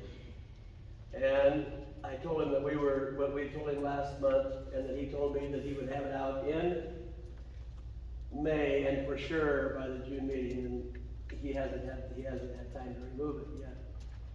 And I told Brad, I said, Brad, we can't wait any longer. And I said, we've got the check in the safe for you, we wanna do what's right, we think that's the right thing to do. And he said he would have to sign a document in the office either, if he can get to Wakefield, it would either be Thursday or Friday, and I said, if you have it in there by Monday, then we will assume that you met your agreement, and we will give you the check. And if not, then we would begin demolition of the buildings. I also told him that we wouldn't start demolition until fall, so I said we would start demolition October 1st if he gives us the purchase agreement. And I said you guys would have to approve that, so that's my situation with Brad, and I did talk to him for quite a while this morning. Have you looked at this building lately? I have, There are pieces ready to fall off right now. yeah. And it is not safe, I don't feel. I don't know. I see it every day, and it's frustrating to deal with this. I'm frustrated with it, I'm ready to start moving on with it. I think a lot of people are too. Why would we have to wait till fall? Oh, I don't know, when did we start, when did he move out of there, was it October? Before I got here. Tom, he was here, right, for a day? Yep. I I've talked seen to him him out for there 2 all hours. evening. So, I mean, he's been here, I don't know why he hasn't gotten all his stuff out, wherever. He said that someone vandalized it, went inside, threw trash everywhere. And, that someone pushed the windows in. I took pictures of all the windows and the doors. Well, the front door is boarded, the one window is boarded, the trash in the windows are still there on the alley side. And the other window that was pushed in is dry rotted. And I think the wind just actually knocked the pane down just a little bit, it's not like it's broke or anything. And he had, as everybody knows, a million excuses. And he told me that he was gonna go back in there and get some, he said he was already in there, but I don't believe that because the board was still there. And, so he said he put cameras in to catch whoever was stealing cans and, do the trash or cans around in the apartment complex, or the apartment. Well, I can tell him that he won't have it till October 1st, but I think it's fair, if we can't wait 3 more days after, as long as we get involved in this, I think that would be the fair thing to do, give him the. But for real though, there is a big piece. Well, can we just wait till Monday, if he doesn't turn in his deal, then we'll proceed, and if he does, I'll say, Brad, the council won't give you until Monday, or until the 3rd, October 1st, they want you to be out of there. Cause it's on the sidewalk that you're walking right in front of the building. And that way, And it's, yeah, I haven't seen it, I mean, it's bad. It is a safety reason, I'm not saying it just because I want it down, I'm not saying it, I'm certainly saying it because it is falling apart. sure. This is the first time that Brad has said that he'll do it, and it's either gonna be Thursday, Friday, or Monday, and if he does, I will try to get hold of him and just tell him that the October thing was not approved by the council. Can we start going out and getting bids, not saying we're demolishing anything right now? I think we need to start the process and just, Well, are we gonna bid it out or do it ourselves? can you bid that? I really don't wanna touch it, to be honest with you, with what's in there. We had to do an incident plan when we were thinking about going in there, you know, against, and having to forcefully remove him. We had to do a whole plan because we didn't know what we're gonna find in there. Yeah, So I mean, I think that it's better one's to gonna have someone be, else do it. that one's gonna be outside of whatever I wanna put our staff through, if that makes sense. That's the only reason why I would like to start the process on it, cause it's gonna be a long process. Well, let's get started right away I on think that. if we can start looking at places or find out what the next step in demolishing it is it?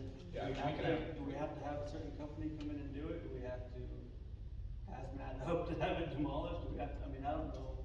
I think it's gonna be a long process. to And get that's what done, we're looking so- at was hazmat. Right. That's, I think, in hazmat would be, I think, if you went in there and removed items from the property, you know, physically by a person. If you go in there and demo with dust control and equipment, and it goes in dumpsters, and goes to the landfill, there's not gonna be the hazmat requirement. It's gonna cost more doing it that way because we're gonna pay for tonnage and we're not recycling. You know, they're gonna try to pick out what they can from that facility, you know, separating wood from concrete and so on and so forth, but, outside of that, we're gonna let the guys who do the demo bid it as needed, you know, for that. But It's so close. I'm not going to have them require any type of personal removal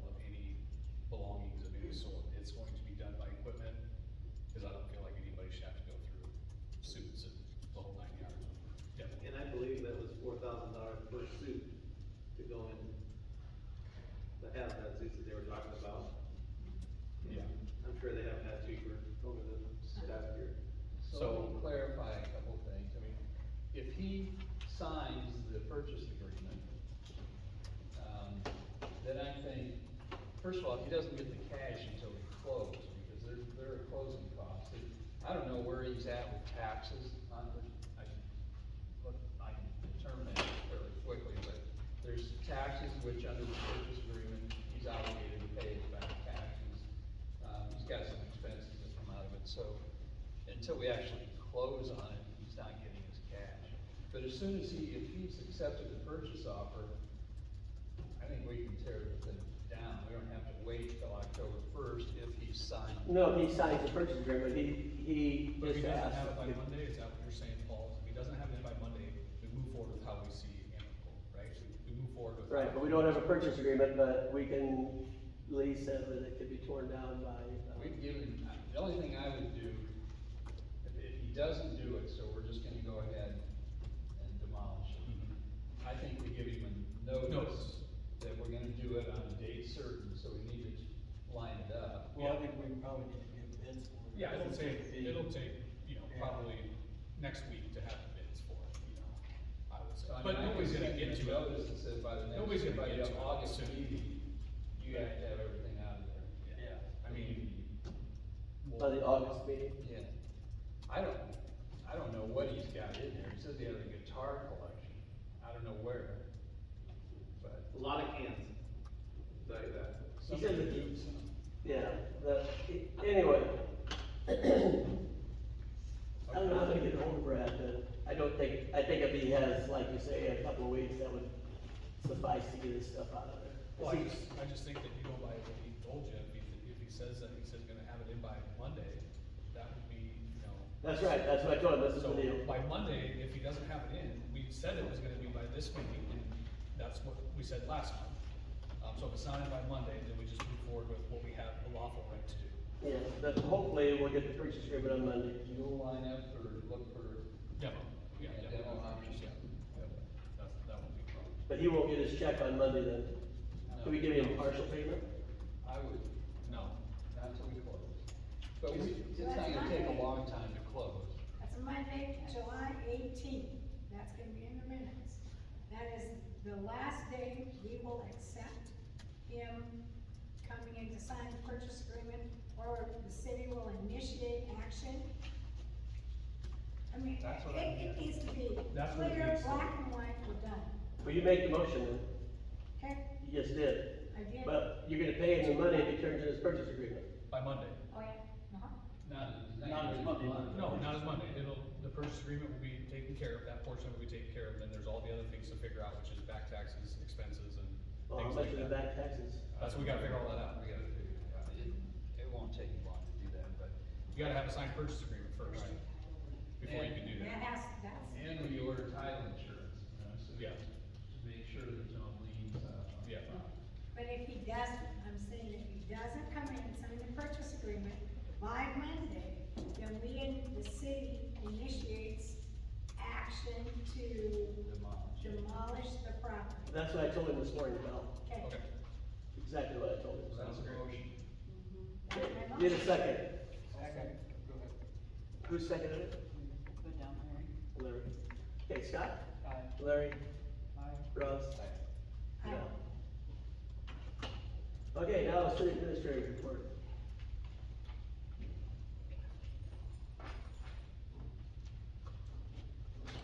Okay, sales tax was 17,490, up on that, so that's good. As you guys can see, the Civic Center paving and striping is completed. I just got, while I was in class today, the second vendor's invoice for payment for the concrete work and the curbing. So I'll be submitting that stuff for approval for payment. Electrical work is being done in the schools, sports complex, and completion. Just, there's a little bit of clarity issues on all things electrical because of kind of where Jim had left off and where I had stepped in and just getting my head wrapped around. So I put all this stuff in here so that everyone in the council knows that all things on the electrical side are being handled and taken care of with both MPPD and the contractor. So the school sports complex, portion of it that Jim had been working on, that's completion.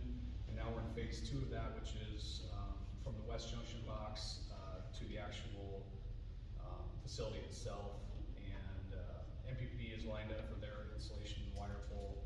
Electrical work is being done at Nick's Wood Shop for them to resurface on the tent pole. That is completed and ready for MPPD to pull. Klein Electric completed that yesterday. Pick Perry, preparing site for footings. I did a footing inspection last night. I was in class today, but I required them to take 10 photos of their ground control for their footing, and they did that. They submitted that to me, and I felt that that was sufficient for them to be able to pour their footings. I have an additional 15 photos of the actual footings and the rebar, and the depth, the width, and so on and so forth. On that same site, the city crew took out the camper site utilities. We saved all materials to use for potential later campsites. Subsurfco is installing water line and taps for businesses along 9th Street. They said that they'll be starting prep and dirt work for the concrete first part of next week. So that project's moved along That's very good. well. Subsurfco has worked out, in my opinion, to be a very reputable subcontractor, and they're doing a really, really good job. I really hope that it doesn't halt or slow down with the concrete process, and they don't feel like it's going to. So, Oak Street Market power distribution is completed. MPPD came to town. They had the pole mounts for that, and that is ready for whenever Norm gets to that point. So whenever Norm's ready to fire up some electric needs, he has Klein ready to do so. The hatchery demo is completed on the main level. Framing work is completed on main level and upper level. They're waiting for the final electrical inspection before they start drywalling. Power again there has been established in a plan, and that's actually gonna come off of the pole and go underground instead of having transformer mounts. So that's a huge bonus for serviceability and things like that. So I ordered a pad mount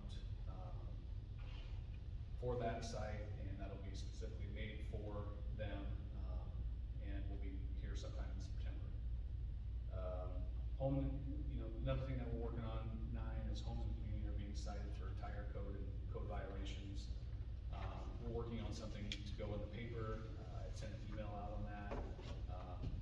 There's no rush on this. I'm just trying to get ahead of the curve here and trying to do what's right for other homeowners living around some of this constantly. It will be enforced. I do kind of want to get it to a black and white standard with the community that, we don't want people using what they have available to them per code violations. And so many people just get one more thing, and then it's a really long process for us to try to, correct those matters. And everything from tire storage to automotive parts to home goods to, construction materials. I mean, it's just all this stuff that, whether it had attention or not, it's getting attention now, and we're gonna start citing people and going from there. City staff performed citywide terrace pruning. I talked with Mike on this. We have roughly about 60% of the community done. Obviously, a lot of the bigger problem areas, the bigger trees are being saved for the fall, so we don't have to deal with the weight and dealing with that. So that's going well, I think. Wind turbines were installed and running in the city lagoons. They're performing well. We've been back out on the boats. Mike and before Paul had left, they've been out back and looking at all the operations of that, and that's running really well. We'll do a test post 60 days of running, so that's good. Olson contacted the city on 7/12 in regards to the funding of the well too. We had touched on this briefly, so not going to touch too more on that. If there's any questions, feel free. This part of it is I want to know how, because I feel it's my job to figure out the CBA bid site and to get it in a representable manner. It's the first dang thing almost that you see when you come into our town on First Street, going to our ball field and our city park. So this, we have confirmation that the CRA has paid their portion of it, and sales tax is responsible for the other 75. So is it the council's feeling and the mayor's feeling and the community's feeling that, the city go in there and clean that up, or do we reached back out to CBA, to what I've been told is that, CBA has fulfilled its part of the contract, which is the demolition of the bin site. CRA, sorry. CBA has fulfilled its portion of the contract, which is tearing down the bin site. The only thing is we haven't closed on that property, have we? No. So that would be. But I mean, it's, I think what I need to do is get a hold of the CRA, and it's gonna be their property, so. They're the ones who will have the controlling entity of that property area. And they meet next Wednesday. Yep. So they will clean it, they will pay for the final clearance of it, or what? Well, so what I'm gonna do, and this is, again, this is the gray area that we're kind of working ourselves into with the invoicing system and things like that, is that, yes, I could provide a number that it would take the city and staff to perform the cleanup so that we can regularly maintain that property. But there's gonna be some demo of the wall in the alley. The retaining wall needs to be redone. There's gonna be some fill and some dirt work that needs to be done, and there's gonna be site cleanup that needs to be done. It's all labor intensive is what it really comes down to, and a little bit of You gotta cost. stop though, it's not city property, so you have to get on the CRA to clean it up. Okay, so the CRA, they can put it to bid, or They can do whatever they need to do. Well, the reason they tore the bins down was to make that a site available for construction, so I would assume that they'll want it. Well, and that's what I'm saying is does the council and, the mayor approve that the city charges back the CRA, if that's the option, if that's an option that they choose to go. If they choose that option, it'd probably be cheaper than having somebody else. That's all I'm trying to do is look for the best turnaround. But you can't go on my property and mow my yard and bill me without notifying me first, it's my responsibility. Well, it's a code violation right now. The city's been mowing all the lots we own. We expect that, I'm sorry, but the CRA has expected the city to keep mowing the lot across from mine and to take care of the Chase's property up on Third, that we just rezoned, and they take care of Hotel. the one down, Gustafson's. So, there's precedent there, but you're right, the city has been taking care of CRA property. Well, it's the CRA's responsibility, so we just need to. But it's okay for them to give them the response, Yeah. to give them the approval. I think that would be the direction I would get. That's all he's asking, I think. is- Yeah, that's all I'm asking, I'm not looking to just say, hey, let's If go it's do it. I okay, just- if CRA gives him the approval, they Yeah. can do it. That's where. It's pretty hard to get other property owners to stay up their property if we've got property that isn't. Are you concerned about it legally, if something would happen, to No, a I'm city? just saying that if it were my property, and the city just goes out there and cleans it up and sends me a bill without talking to me first, Yeah, the that bill- would be a the bill would violation. be a problem. You can't do that. So, who's on the CRA? Me. Okay, so you can give them that information. And Nikki goes. They have all intentions of cleaning up the property, they just do not own it yet, so that's why. Oh, so we don't own the property yet? No. No, it's Final. not closed, so that, I mean, the CRA knows it needs to be cleaned up, and I think Chad's just asking if they choose to have the city do it, is the council okay with that? And then we're gonna bill them back. Yeah, Expenses. But yes, the CRA is gonna clean it up, they just do not own it. But you don't have title to it yet. No. That's it's not the even big closed. gray area, it's like, what do we Well, the what do we CBA legally do? technically would be responsible. So the CRA can't do anything at this point until it's CBA. closed. So CBA, which I- My the CBA feeling is that can the do it. CBA needs to take care of it, and I'm kinda getting told different things from different people, so I don't feel like there's no ownership, the contract hasn't been completed, so it's still CBA's. Correct. So CBA, in my opinion, needs to be contacted to clean it up, and there's gonna be probably a little pushback there because, their portion, where I've been told is that their portion of the contract has been fulfilled, and we just haven't closed on it yet, we haven't finalized yet.